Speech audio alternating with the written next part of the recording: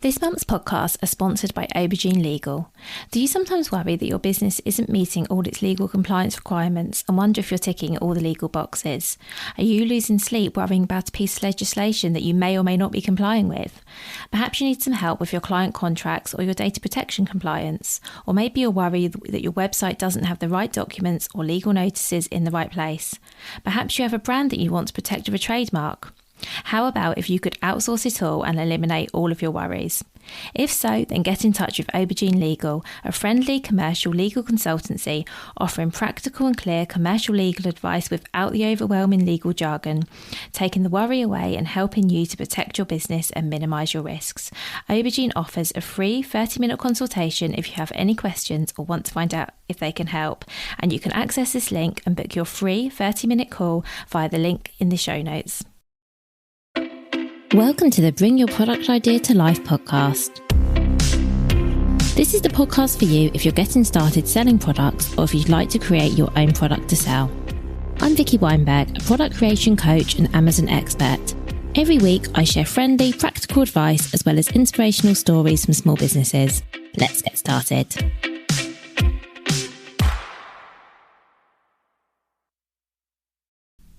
Hi, thanks as always for being here. Today's episode is a little bit different and I am super excited by it. Today I'm speaking with 4 of my earliest podcast guests. So our original interviews with all of these guests were in 2020 when I was a very new podcaster, as you know, 4 years on now. And I was really excited to reconnect with all 4 of these guests to find out what they're up to today, and importantly to find out whether their number one piece of advice for other product creators, which as you know I ask every guest, has changed in the past 4 years. First up, I'm speaking to Keisha Shah from Tedo Play. So Tedo Play creates and sells different varieties of premium-based educational learning cards for children of all ages and abilities. When we spoke originally, Keisha shared a lot about how she was finding running a business alongside her husband with a very young child at the time. So lots has changed for Keisha since we last spoke, and I am really excited now to bring you up to speed with what she's now doing. So hi Keisha, thank you so much for speaking with me again. Hi Vicky, hi, it's really nice to be back. So it's been a long time now since our first interview. I think it's almost 4 years. 4 years, yeah, I think that's when I was starting out, and yeah, well, time flies. So I would love to know, 4 years on, what's changed? Oh, a lot has changed, yeah.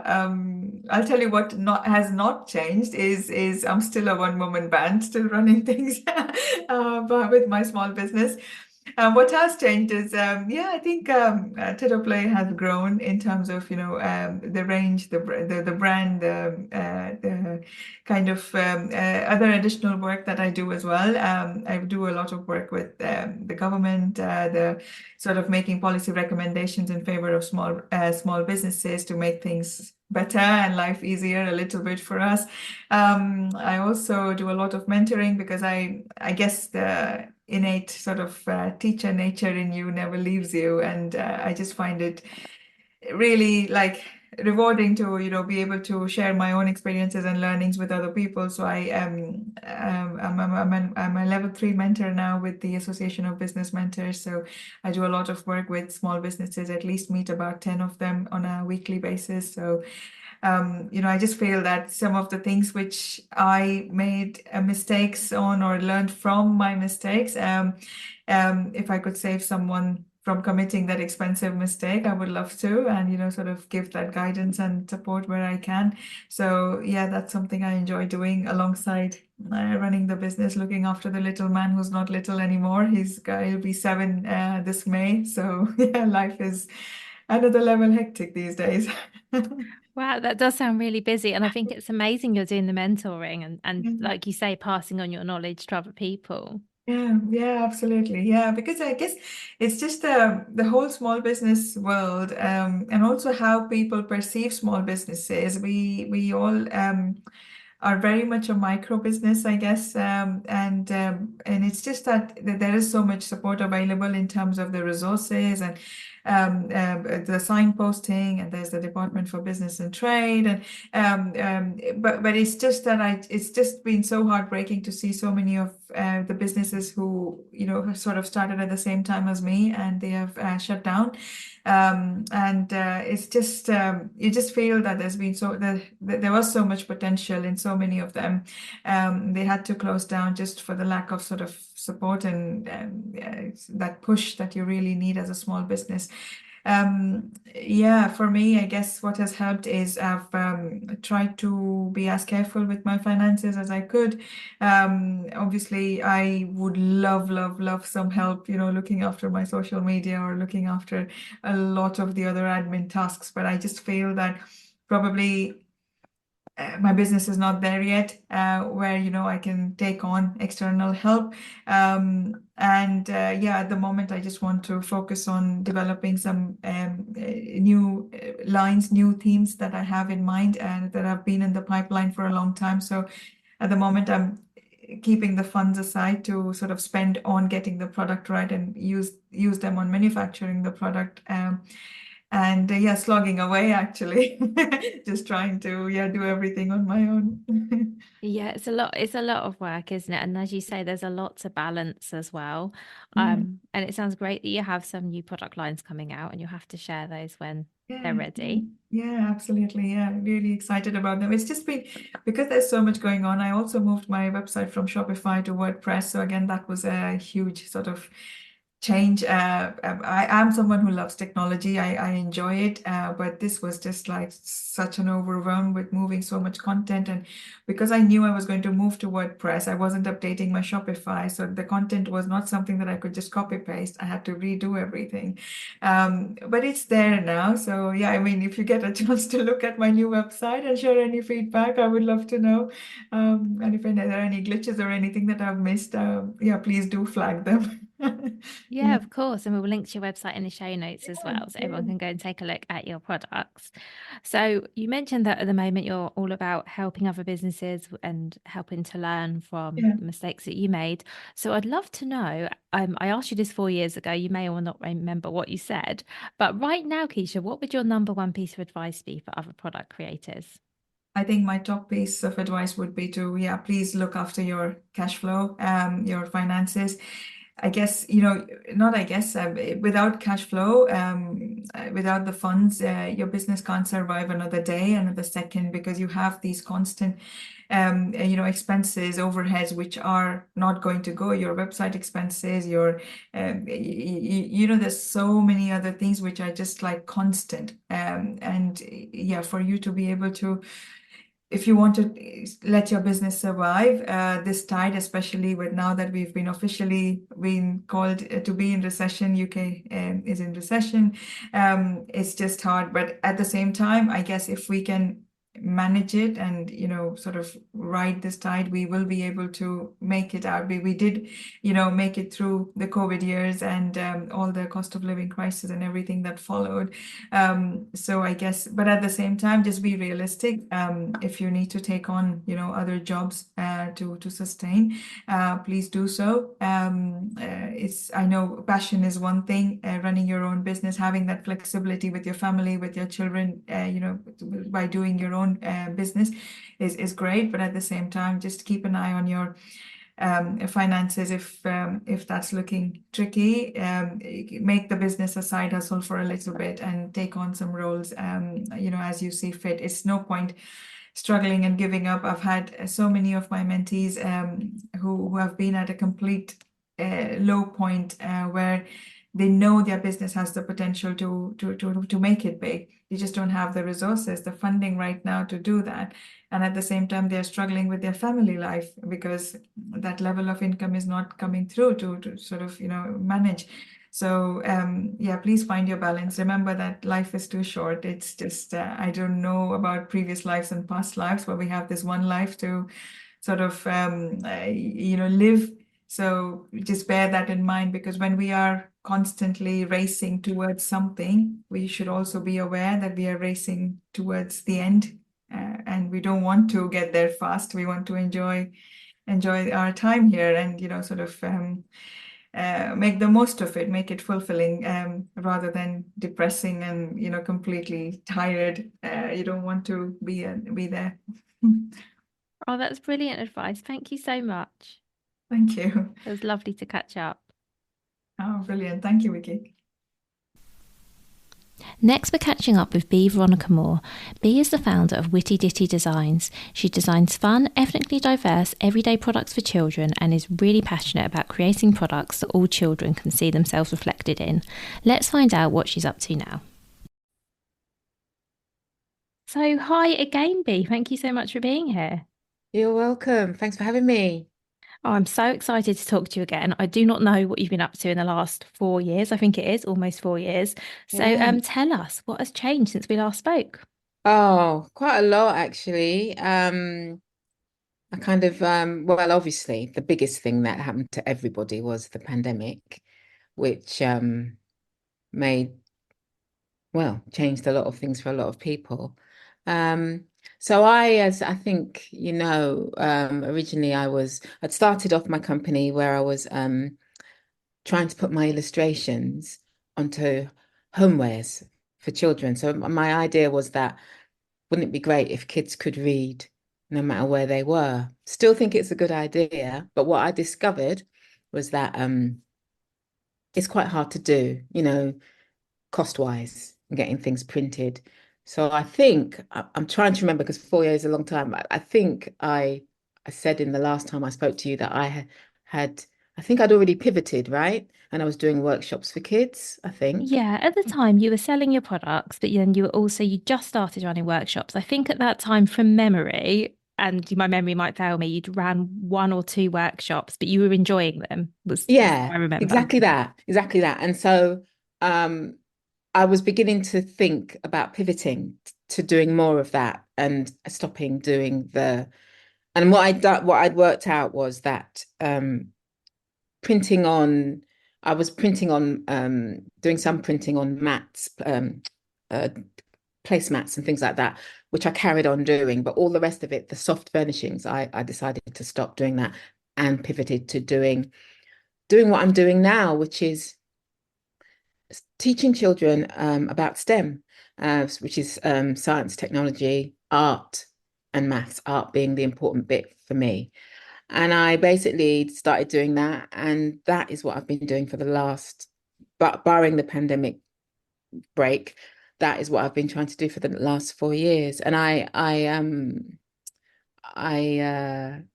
currently, as well as teaching children what I call art with a tech twist. So I basically get them to create stuff, but then I do what I love, which is adding a bit of tech to it. So whether that's doing something digitally on a computer that you've already sketched out and maybe made, but then you take that thing that you've made and maybe you might make it into an animation, or you might make it into a flat 2D image using a digital application, or you might do something more gadgety where you add motors and lights to make things move and light up.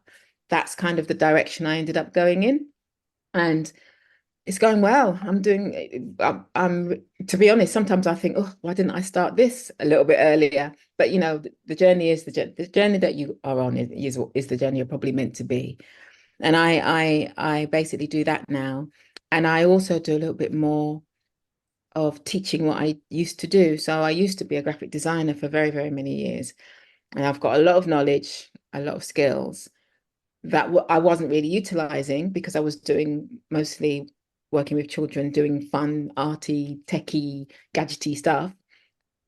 And somebody approached me and asked if I would consider tutoring adults in graphic design, like the principles of graphic design, what makes a graphic designer, how do you make a piece of work go from looking like a dog's dinner or something that, oh God, where do I put stuff, to actually making it look like a nice cohesive piece of design, which is something that I did a lot. And so at first I was a little bit, oh, I hadn't thought of that. Oh dear, I don't know. Because, doing and teaching something is very different. But I kind of did it. I kind of thought, you know what?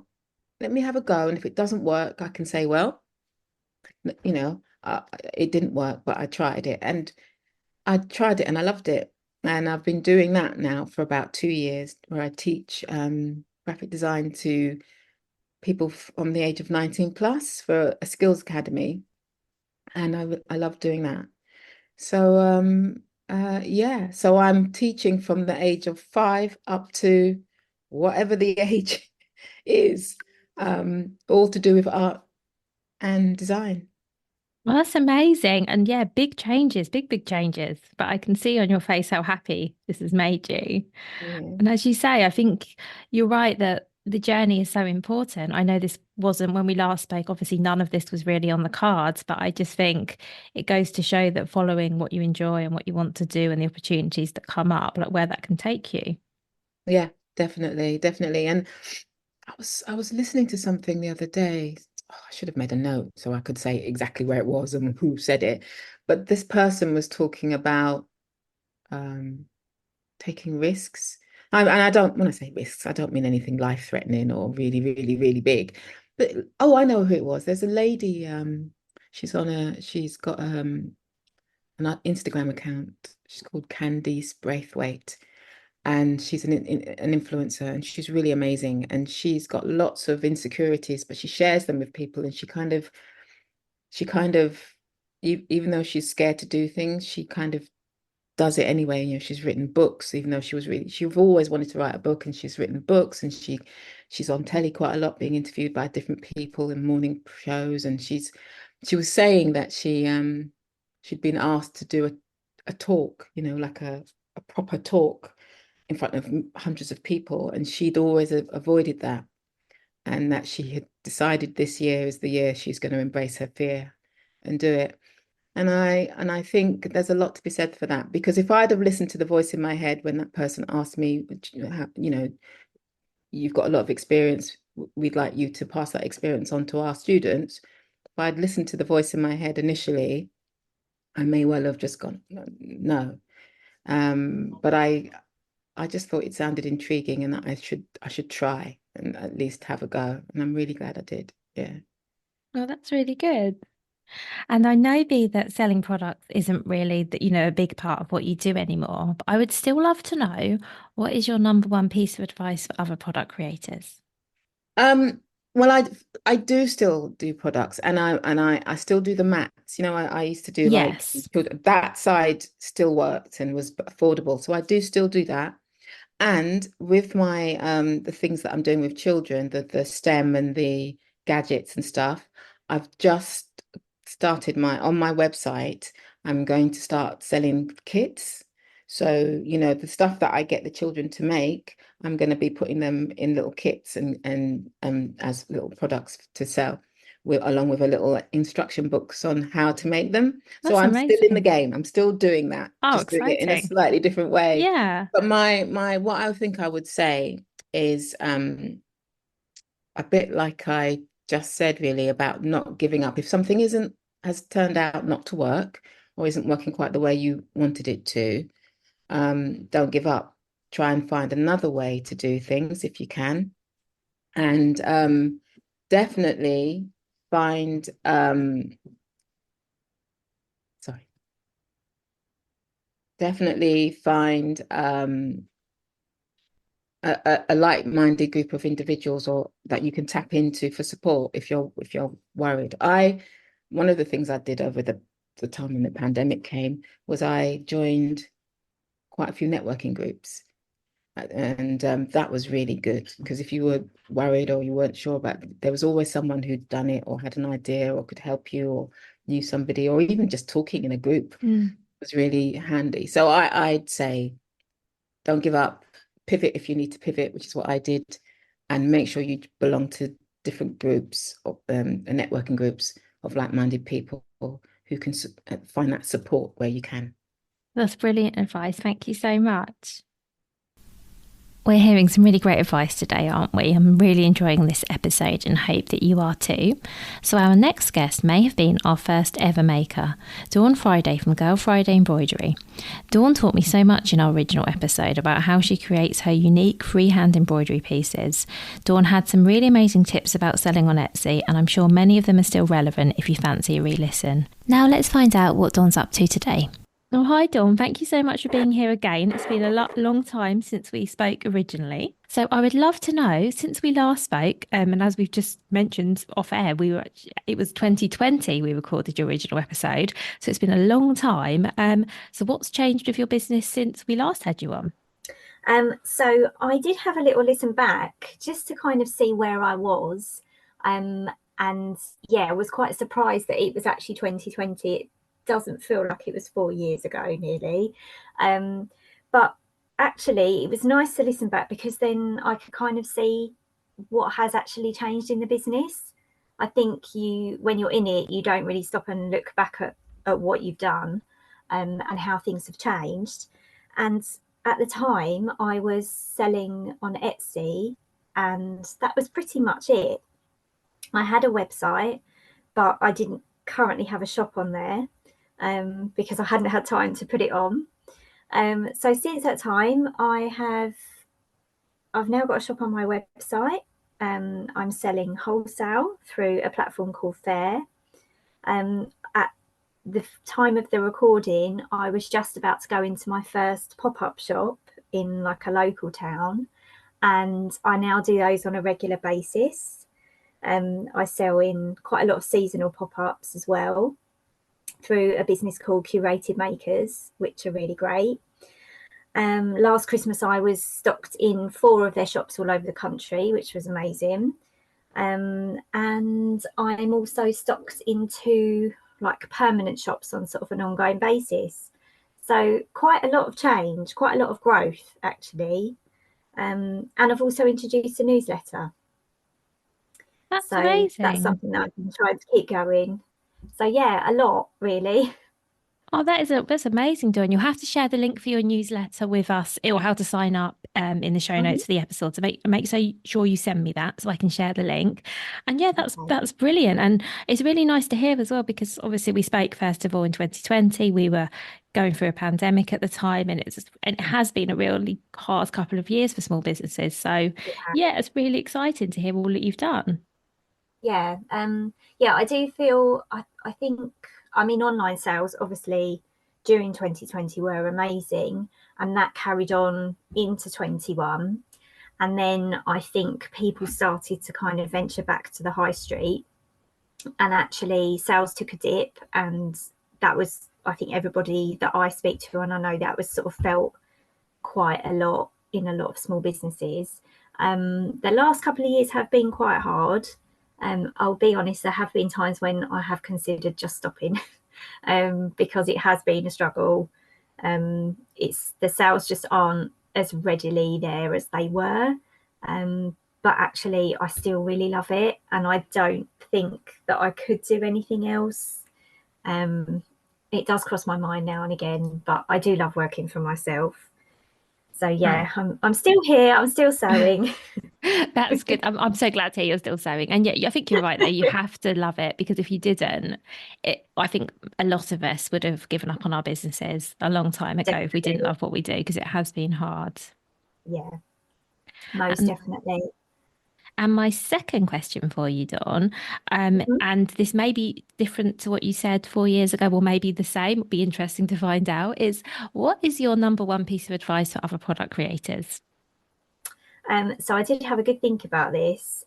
I actually can't remember what I said, but my advice now would be not to limit yourself just to one platform or to one place, which is one of the reasons why I started the newsletter, because I do an awful lot of my work through Instagram, and people find me on Google, but Instagram is my main kind of behind the scenes and day to day.